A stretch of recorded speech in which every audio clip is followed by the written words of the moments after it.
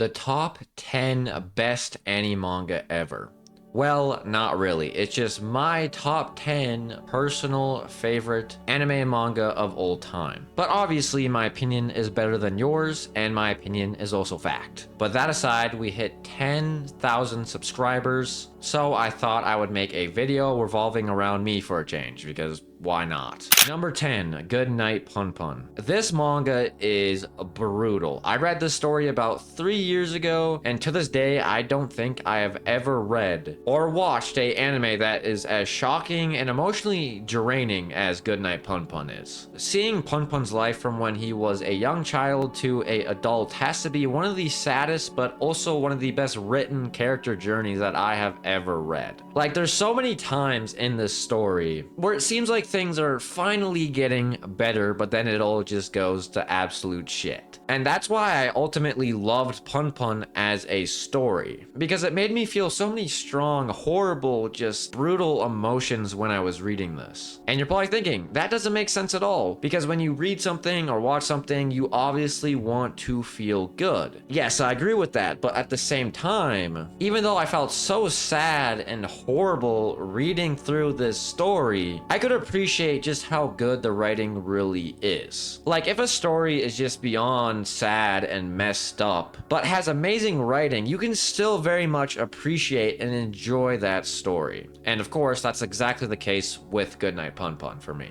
Number 9, Oni Master Kurosawa. Yes, I am being very serious. This manga is in my top 10. Despite the story's very strange premise, it truly is a life-changing story. And I mainly say that because of the main character, Kakeru Kurosawa. At first, like, this character is one giant fat joke. The best way to describe him, if he was a mix of Light Yagami and Lelouch v Britannia. If they were both addicted to gooning. And I know that is just absolutely crazy to say, especially out loud, but the more and more you get through this story, you see Kurosawa change as a person, change for the better. Oni Master Kurosawa at heart is truly about changing for the better, a story about forgiveness, redemption, overcoming lust and sexual desires, and really finding your purpose in life. At first, the story is rough to get through. Believe me, it is. But it's 100% worth it, because by the time you finish this manga, you will feel like a new person, a person that actively wants to change for the better. It kind of gives off the same effect that Vinland Saga does, where you genuinely want to become a better person after seeing Thorfinn become a better person. Kind of the same thing with Kurosawa in this story. So I highly recommend everyone that is watching this video to go read it, but because I know like 90% of you won't read it, you could just go watch the YouTube video that I made on it. Anyways, getting into number 8, the A Silent Voice movie. I have read the manga, but I do love the movie a lot more, and we'll only be talking about the movie version of the story in this video. The A Silent Voice movie has always just struck a chord within me. I have never related more to a fictional character than Shoya Ishida. I also made a whole YouTube video on that,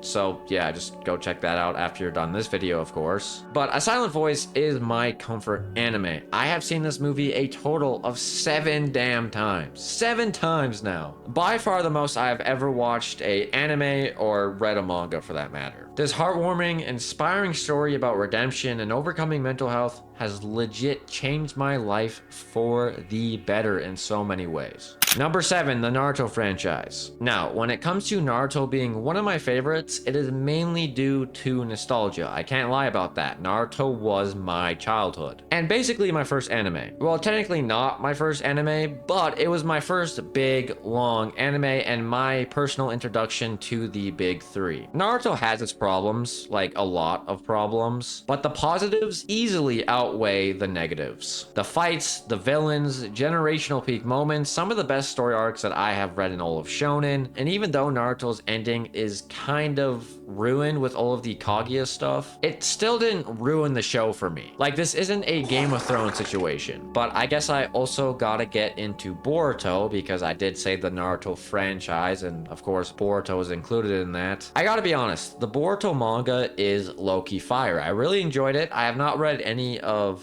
Boruto 2 Blue Vortex yet, but from what I've seen, it looks pretty good as well. But the thing with Boruto for me is, like, it's good, it's not bad. The anime is garbage. That's trash. I do think the Naruto franchise is being dragged out with Boruto. Naruto's story ended a very long time ago, but either way, Naruto of course does have its flaws, but this anime still holds a very special place in my heart. Number 6, Vagabond. Vagabond is simply just a masterpiece. The art, the characters, the moments, the fights, the complex storytelling. I would argue that Vagabond has the best overall story arcs that I have ever seen in a manga. That might be a crazy take, but there's no doubt in my mind when I say that. The Kojiro arc, the second Yoshiko arc, the post Yoshiko arc, the farming arc, all 10 out of 10 arcs that are back to back to back to each other. And this is how it is for really all of Vagabond's arcs. All the arcs are just really consistent in quality and just really solid and good as a whole. Vagabond would be in my top 3, but sadly it doesn't have an ending, which is a huge problem for me. Is the exhibition chapter, which is some kind of closure for the story, but there's just so many loose ends and plot lines that we will never see, because I doubt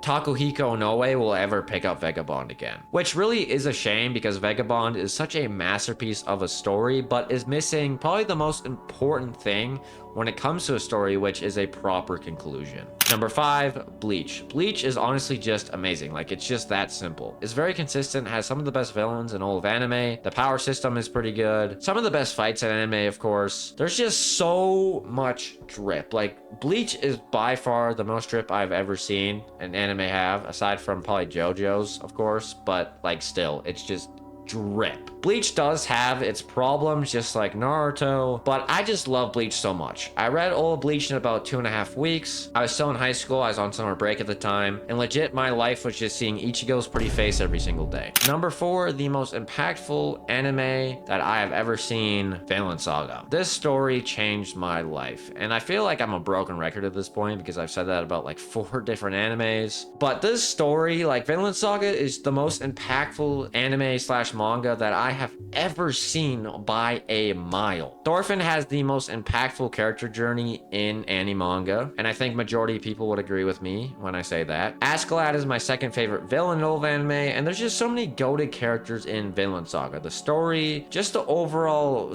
writing in Vinland Saga is just amazing and some of the best I've ever seen in Animanga. Vinland Saga could honestly take the #1 spot on this list someday, but I'm currently rereading Vinland Saga, and I just finished the first arc, the prologue arc. So once I'm done reading the whole story, my opinion on this Animanga will probably change and could very much change the list as well. But for right now, Vinland Saga is 4. Number 3, Tokyo Ghoul. Now, of course, when I say Tokyo Ghoul, I am talking about the manga, not the anime. Fuck that shit. But the manga is just beautiful. Amazing art, top tier characters. Like, I think Tokyo Ghoul has the best overall cast of characters that I have ever seen in manga. Like, Tokyo Ghoul all around is just peak. I can't think of any flaws when it comes to this story. It is really sad how Tokyo Ghoul is kind of just irrelevant nowadays because of how bad the anime adapted the manga. Like, if Tokyo Ghoul did get a JJK, Demon Slayer, Soul Leveling quality type of adaptation, then I guarantee Tokyo Ghoul would be up there with the anime goats. Like, I'm begging that Tokyo Ghoul gets a proper adaptation one day, like, please. Number 2, Attack on Titan. Attack on Titan is the first anime that I ever watched. This was my gateway into anime. This peak masterpiece right here. Peak cast. I will be honest though, even though Attack on Titan is my second favorite anime of all time, I don't think that highly of Eren as a protagonist. Like, Eren is a goated character and all, but he's not even in my top 5 when it comes to my anime and manga protagonists. That aside though, I still love Eren as a character. Love the whole entire cast. That's definitely one of Attack on Titan's greatest strengths, is the way that every single character in the story has either a character arc or just plays a big part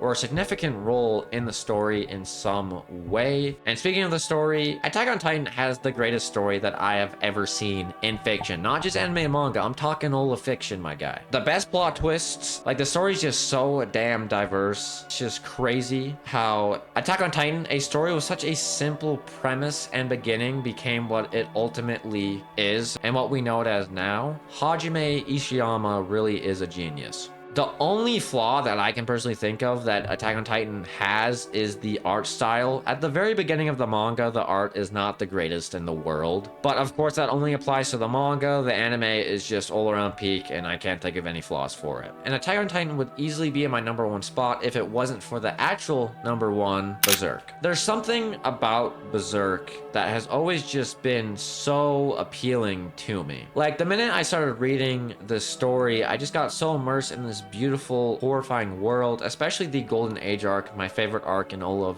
Animanga. I have seen the 1997 version of the Golden Age arc, I have seen the movie trilogy, and of course have read the Golden Age arc. This arc is legit the definition of perfection. Griffith's downfall, Guts finding himself as a man, Guts and Griffith's relationship over the course of the Golden Age arc, and my favorite plot twist in all of fiction, the eclipse. The defining moment that made and changed Berserk forever. And Berserk doesn't drop in quality whatsoever after the Golden Age arc. It really is just peak from start to finish, in my opinion. And you can name any single category, and I guarantee something from Berserk fits into my top 1 favorite in said category. For example, Guts is my favorite protagonist, Griffith is my favorite antagonist, Guts and Griffith is my favorite dynamic. I would say Casca is my favorite female character. Berserk has the best art in all of manga, in my opinion. Like, I could really go on and on about the story. It is just perfection in my eyes. Anyways, I really appreciate all the support. I never thought I would reach 10,000 subscribers, let alone be making money off of this channel every single month, simply by just talking about anime and manga. Like, it's just crazy to think about sometimes. But at the end of the day, I'm really just happy that I can just express myself on here, express what I think about these amazing stories, and just really nerd out and have people really appreciate and listen to what I have to say about these amazing, beautiful stories.